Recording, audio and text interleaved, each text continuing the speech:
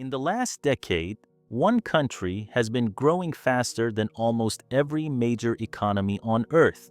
Not a tech company, not a Silicon Valley unicorn, a country, India.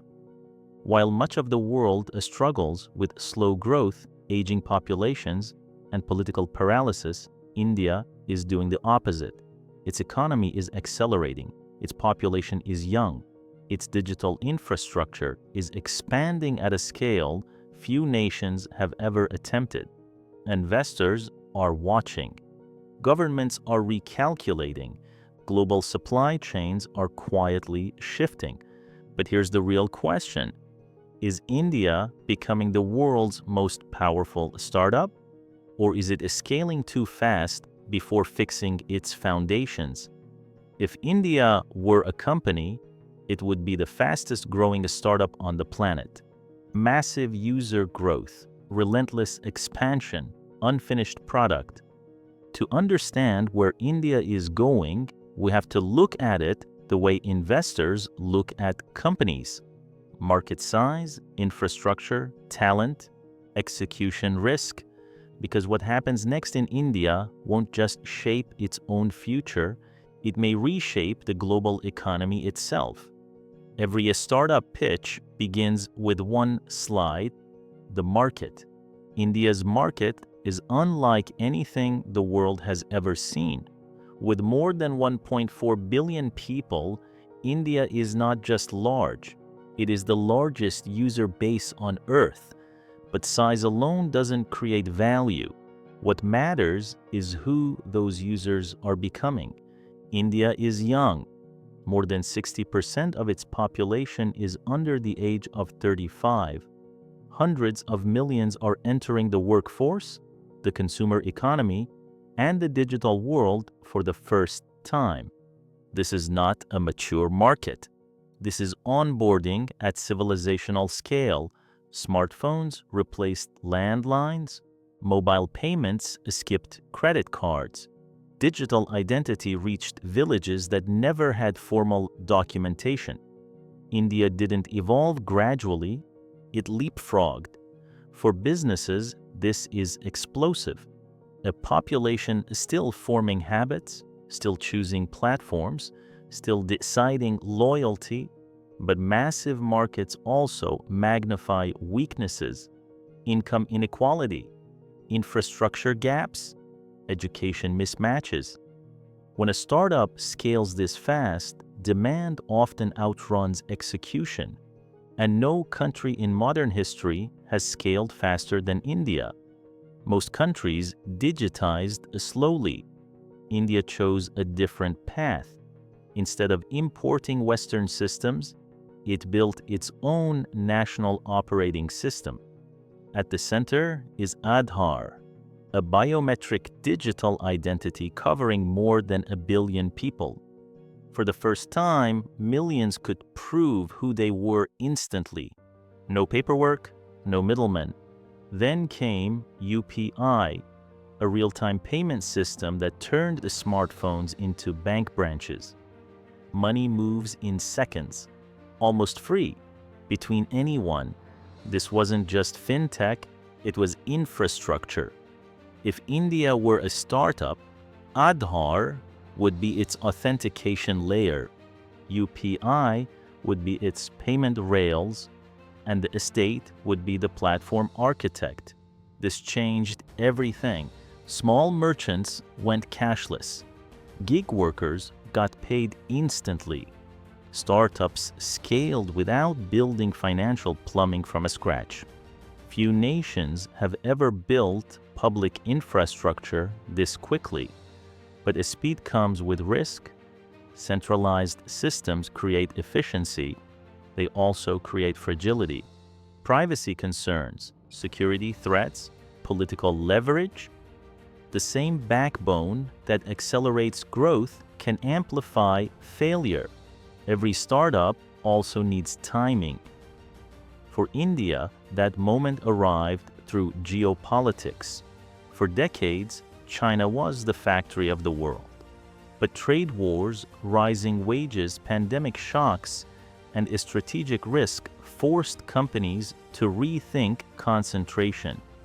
They didn't need a replacement, they needed an alternative.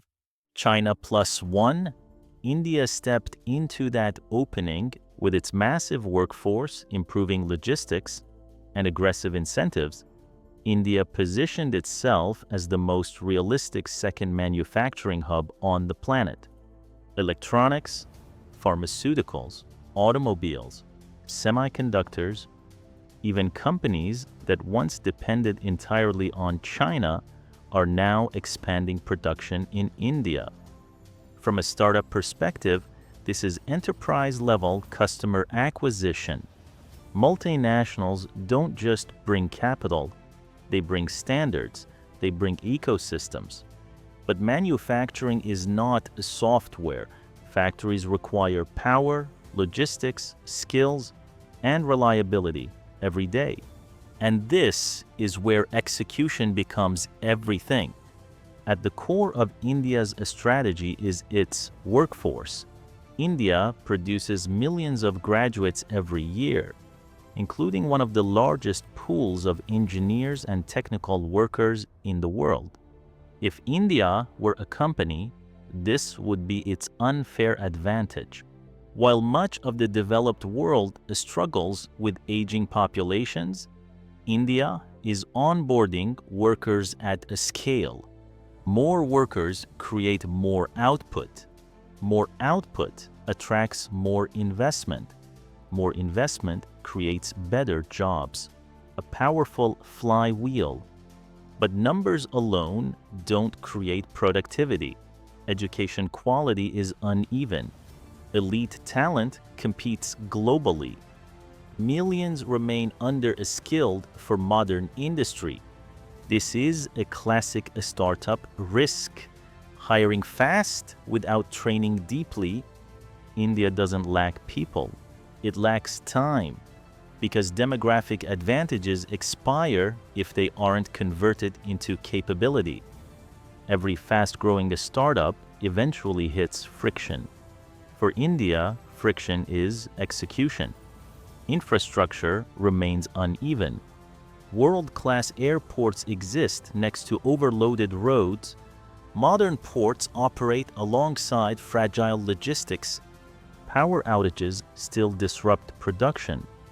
Water scarcity threatens urban centers. Urban planning lags behind migration. Then there's bureaucracy, permits, regulations, land acquisition, legal delays. From a business perspective, the product market fit is there, but internal processes slow scaling. Reforms are happening.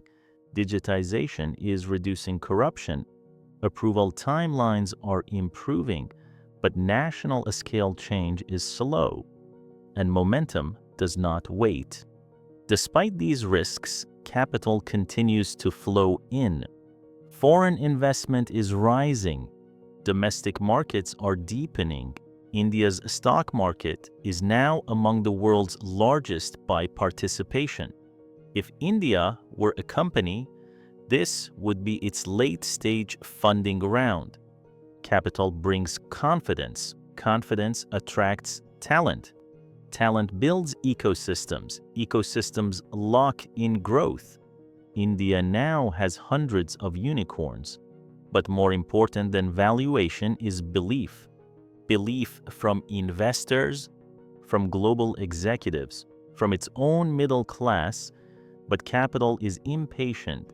It rewards speed. It punishes delay. It magnifies mistakes. Fast money accelerates success. It also accelerates failure. India's rise is also geopolitical. It sits at the intersection of competing global systems, relevant to the United States, important to Europe, influential across the global South. This flexibility is a strategic power. India can trade with multiple blocs, negotiate without ideological lock-in, absorb capital from competing interests. If India were a startup, geopolitics would be its growth hack. But balance is fragile. Lean too far in one direction and others pull away. Stay too neutral and leadership weakens. Managing geopolitics is like managing investors with conflicting visions. One wrong move can cost momentum. There is one risk that doesn't show up on growth charts: pressure. India's growth is uneven. Urban centers surge ahead. Rural and informal sectors lag behind. If productivity rises faster than inclusion, trust erodes. If growth benefits only part of the population, social friction follows. For India, inequality is not just a moral challenge. It is a scaling risk. Urban migration strains housing. Healthcare and education face relentless demand. Public services stretch thin. Startups can pivot users away. Countries cannot. India must grow and stabilize at the same time. That is exceptionally hard. Many fast-growing economies fail not because they stopped growing, but because they couldn't absorb success. So if India were a company, what kind of a startup would it be? Not polished, not stable, but unmatched in momentum. India has the users, the talent, the infrastructure backbone, the geopolitical timing. Few nations in history have ever aligned all four at once. But the startups don't fail because they lack vision. They fail when execution collapses under pressure. India's future depends on whether it can turn a speed into stability, growth into productivity, scale into cohesion. If it succeeds, India won't just become a major economy. It will redefine how nations grow in the 21st century. If it fails, it won't collapse overnight. It will slow, fragment, and miss its moment. The world isn't watching India out of curiosity. It's watching because the outcome matters to everyone. This was India, the world's fastest growing startup. And like every great startup, the story is still being written. If you want to understand how countries really work behind the headlines, how economics, power, and a strategy shape your future, this series is for you. Subscribe to follow the next company the world forgot was a country.